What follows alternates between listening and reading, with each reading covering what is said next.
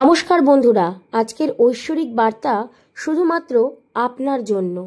আপনি এই বার্তাকে অবহেলা করবেন না, কারণ এই বার্তা আপনাকে আজ জানতে সাহায্য করবে যে কেউ আপনাকে ব্যবহার করছে।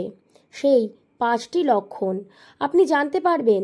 যাকে আপনি ভালোবাসছেন, প্রিয় মানুষ ভাবছেন, আপনার বন্ধু, আত্মীয়, প্রেমিক প্রেমিকা কিংবা আপনার কোনো কাছের কেউ, আপনি তাকে প্রচুর বিশ্বাস করেন আর তাকে নিজের অন্তরের কথা আপনি সমস্তটাই বলেন।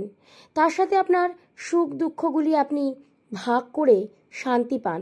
কিন্তু তিনি সামনে আপনার সাথে ভালো ব্যবহার করলেও তার আড়ালে আছে পর্দা, অর্থাৎ তিনি পর্দার আড়ালে তার আসল রূপকে ফুটিয়ে তুলছেন।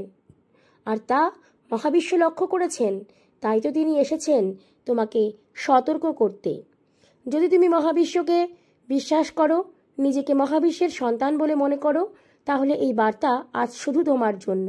আর তুমি ধৈর্য ধরে সম্পূর্ণ বার্তা শুনবে, কারণ মহাবিশ্বের বার্তাকে অবহেলা করে চলে গেলে কখনোই সেটা তোমার জন্য ভালো হবে না।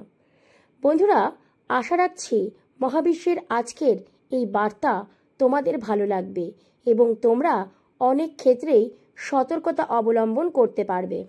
এটি কোনো কাকতালীয় ঘটনা নয়। এই মুহূর্তে তুমি এই বার্তা দেখছো, তার কারণ মহাবিশ্ব স্বয়ং চেয়েছেন যে তুমি এই বার্তা দেখো আর নিজেকে শক্তিশালী গড়ে তোলো। মহাবিশ্বের এই বার্তা যখন তুমি দেখবে, তখন মনে মনে মহাবিশ্বকে অবশ্যই ধন্যবাদ জানাবে, কারণ মহাবিশ্বকে কৃতজ্ঞতা না জানালে তোমার জীবনে পূর্ণতা কখনোই তুমি অর্জন করতে পারবে না। তাই মহাবিশ্বকে কৃতজ্ঞতা জানাতে কিন্তু ভুলো না। এই বার্তা তুমি অন্যদের দেখার সুযোগ করে দাও, তাহলে পৃথিবীর অনেক মানুষ সতর্কতা অবলম্বন করতে পারবে। আর তুমি মহাবিশ্বের বার্তা অন্যের সাথে শেয়ার করছো, এর অর্থ তুমিও মহাবিশ্বের এক বিশেষ সন্তান। মহাবিশ্বের দূত কিন্তু মানুষের মধ্যেই থাকে, মানুষের মধ্যেই বিচরণ করে মহাবিশ্বের দূত। ধীরে ধীরে তুমিও হয়ে উঠবে মহাবিশ্বের দূত। বন্ধুরা, তাহলে এবার তোমরা জেনে নাও কোন কোন লক্ষণের মাধ্যমে তোমরা বুঝবে যে তোমাকে শুধুমাত্র ব্যবহার করা হচ্ছে। মানুষের সঙ্গে মানুষের সম্পর্ক একটি গুরুত্বপূর্ণ বিষয়। তা গড়ে তোলার পেছনের গল্পটা যেমন সুন্দর, তেমনই দরকার সম্পর্ক চলাকালীন দ্বিপাক্ষিক তালমিল বজায় রাখা। কিন্তু কখনো কখনো সম্পর্কের ব্যাকরণের পাল্লাটা যেন একদিকে ঝুলে পড়ে, অন্য পক্ষ তাতে শুধু লোকসানের মুখই দেখেন। তা সে ব্যক্তিগত জীবনে হোক বা পেশাদার পরিসরে, বন্ধুত্ব হোক বা প্রেম, অফিসের বস কিংবা সহকর্মী, অথবা পরিবারের মধ্যেই থাকা কোনো সদস্য। তাদের মধ্যে কেউ আপনাকে নিজের সুবিধা মতো ব্যবহার করছে কিনা তা আপনি তার সম্পর্কে, তার গতিবিধির দিকে একটু নজর দিলেই বুঝবেন। নিজের প্রয়োজন মতো যোগাযোগ, এটি হচ্ছে না 1 নাম্বার পয়েন্ট। পুনরায় বলছি, নিজের প্রয়োজন মতো যোগাযোগ। এই ধরনের মানুষজন শুধু তখনই যোগাযোগ করবে যখন তার কোনো কিছুর প্রয়োজন হবে।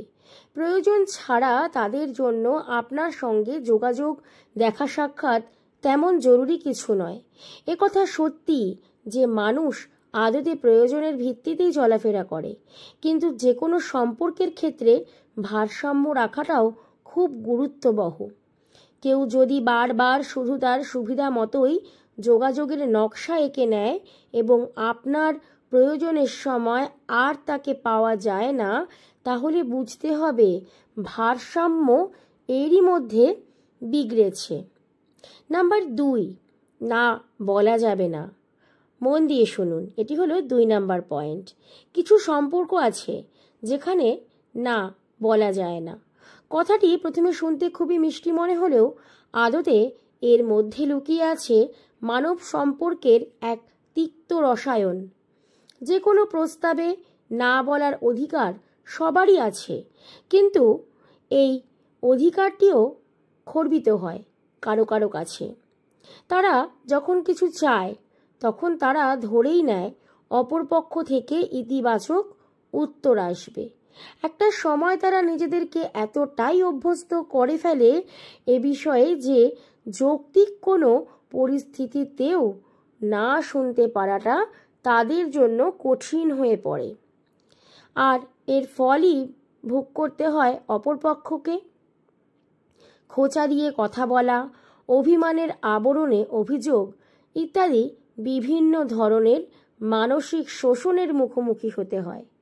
সম্পর্ক কতটা খাঁটি তা বুঝতে একবার প্রিয় বন্ধু বা প্রেমিক প্রেমিকাকে না বলে দেখুন তাদের প্রতিক্রিয়া কী। কারণ শুধু সব কথা মেনে নিচ্ছেন বলে সম্পর্ক চালিয়ে যাওয়ার সত্যি কোনো মানে নেই। নাম্বার 3, কথা দিয়ে কথা না রাখা। এই ধরনের ব্যক্তিরা যে অবস্থানেই থাকুক না কেন তাদের মধ্যে কথা দিয়ে কথা না রাখার স্বভাব বিশেষভাবে লক্ষ্য করা যায়। কারণ তারা জানে যে এই পরিকল্পনাগুলো কখনোই পূরণ হবে না, তবুও শুধু সম্পর্ককে জিইয়ে রাখতে তারা এ ধরনের বিভিন্ন মিথ্যে কথা বা মিথ্যে আশ্বাস দিয়ে থাকে। মজার বিষয় হচ্ছে কথা দিয়ে কথা না রাখা হলেও তাদের মধ্যে কোনো রকম আফসোস দেখা যায় না। তাদের ভাবটা এমন থাকে যে এটাই তো স্বাভাবিক। তো একই বিষয় যদি অপরপক্ষ থেকে আসে তাহলে তাদের ভাবসাবাই আলাদা থাকে, অর্থাৎ তারা ভাবভঙ্গিমায় অন্যরকম। তখন পৃথিবী উল্টে যাওয়ার মতো প্রতিক্রিয়া আসে। আর সম্পর্কের এই বৈষম্য থেকেই বোঝা যায় কে কাকে ব্যবহার করছে এবং কতটা বাজেভাবে এই শোষণের চক্র এগিয়ে চলেছে। নাম্বার 4, কৃতজ্ঞতা প্রকাশের বালাই নেই। এই ধরনের একতরফা সম্পর্কে বেশিরভাগ সময় এক পক্ষ ঝামেলায় পড়ে, অন্য পক্ষ এগিয়ে আসে সাহায্য করতে। এক পক্ষের সমস্যার সমাধানে অপর পক্ষকে সদা সতর্ক থাকতে হয়। কিন্তু এত কিছুর পরেও কৃতজ্ঞতা প্রকাশের মতো মৌলিক অনুভূতিও আশা করা যায় না তাদের কাছ থেকে। একটা সময় মনে হয় এসব তো আপনারই দায়িত্ব, তাই শুধু পালন করে যাচ্ছেন। কিন্তু আমাদেরকে বুঝতে হবে সম্পর্ক এগিয়ে নিয়ে যাওয়া কখনো যে কোনো এক পক্ষের দায়িত্ব নয় এবং অন্য কাউকে সার্বক্ষণিক সেবাদানও কারো কাজ হতে পারে না যদি না সেটি তার পেশাদারি কাগজে ছাপার হরফে লেখা হয়ে থাকে। তাই অফিসের বস যদি বাড়তি সময় খাটিয়ে বাড়তি কোনো সুবিধা না দেন, এখনই সময় তাকে না বলে দেওয়ার। নাম্বার 5 এবং সর্বশেষ যে বিশেষ সংকেত সেটি হলো আমিত্বের আস্ফালন। আপনাদের হয়তো বুঝতে অসুবিধা হবে এটি কি। চলুন এবার তাহলে বুঝিয়ে বলি। সম্পর্ককে যারা একতরফা প্রয়োজন মেটানোর উৎস হিসেবেই দেখে যান তাদের কাছে অপর পক্ষের চাওয়া পাওয়া প্রয়োজন প্রত্যাশা কিছুই গুরুত্ব পায় না। তাদের গল্পে আমরা শব্দটা কখনো সত্যিকার অর্থে স্থান পায় না, থাকে শুধু আমি আমি আর আমি। তাই নার্সিসিস্টিক পার্সোনালিটি ডিসঅর্ডারে আক্রান্ত ব্যক্তিদের মধ্যে অন্যদেরকে ক্রমশ ব্যবহার করে যাওয়ার বেশ ভালো রকম প্রবণতা দেখা যায়।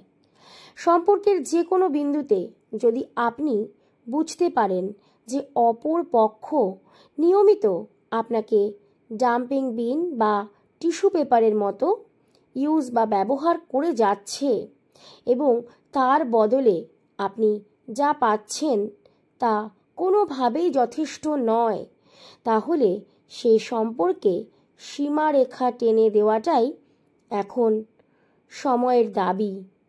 আর মহাবিশ্ব চান যে আপনি তাদের থেকে দূরে চলে যান। কখনো কখনো এমন সম্পর্কও থাকে যেখানে খুব আপনজন আপনাকে ব্যবহার করছে, আপনি উপলব্ধি করছেন, মহাবিশ্ব চায় না যদি আপনি আপনার সেই কাছের মানুষদের থেকে দূরে সরে যান, কারণ তিনি চান যে আপনি তাদেরকে ভালোবাসুন।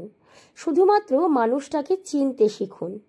একটা সময়ের পর সে ব্যক্তিও আপনাকে ভালোবাসতে বাধ্য হবে, কারণ আপনি যখন আপনার মধ্যেকার সমস্ত ইতিবাচক শক্তি দিয়ে তাকে ভালোবাসবেন, একটা সময়ের পর তিনিও বাধ্য হবেন তার এই চাল চলনকে পরিবর্তন ঘটাতে।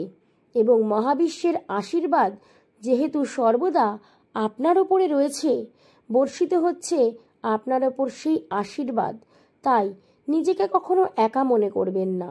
সর্বদা ভাববেন আপনার অন্তরে যে শক্তি আছে তার মধ্যেই মহাবিশ্ব অবস্থান করছেন এবং সদা সর্বদা আপনাকে সতর্ক করছেন। তাই সতর্কিত হয়ে যান। অন্য আত্মীয় স্বজন, বন্ধু বান্ধব, ভালোবাসার মানুষের সাথে অযথা এই সমস্ত কিছু জানার পর বা বোঝার পর ঝুট ঝামেলায় জড়াবেন না। প্রয়োজন হলে নিজেকে আলাদা করে রাখুন, নিজেকে সরিয়ে রাখুন, তবুও আপনি তাদের বিপদে এগিয়ে যাবেন। কারণ মহাবিশ্ব সর্বদাই বলে, তোমার কর্ম তুমি করে যাও, ফলের আশা করো না। কে কি করলো, কে আপনাকে কি দিল সেটা আপনি ভুলে যান। আপনার যেটুকু আছে আপনি সেটুকু দিয়ে অন্যকে ভালোবাসার চেষ্টা করুন। আপনি সেই মানুষটির থেকে হয়তো ভালোবাসা নাই পেতে পারেন, কিন্তু বিশ্বাস করুন, স্বয়ং সৃষ্টিকর্তা, এই মহাবিশ্বের শক্তি, ঐশ্বরিক শক্তিগুলি আপনাকে অবশ্যই ভালোবাসবে, আর আপনি আপনার কর্মফল অবশ্যই পাবেন। নিজেকে সর্বদা ইতিবাচক আবেগে এবং শক্তি দিয়ে পরিপূর্ণ রাখুন। দেখবেন আপনার সাথে সদা সর্বদা ইতিবাচক সমস্ত কিছুই ঘটবে। আপনি ভালো থাকবেন, সুস্থ থাকবেন, আর অবশ্যই মহাবিশ্বের কৃপা লাভ করবেন। আজকের ঐশ্বরিক বার্তা এখানেই শেষ করছি। সকলে সুস্থ থাকবেন, ভালো থাকবেন। Thank you universe, thank you universe, thank you universe.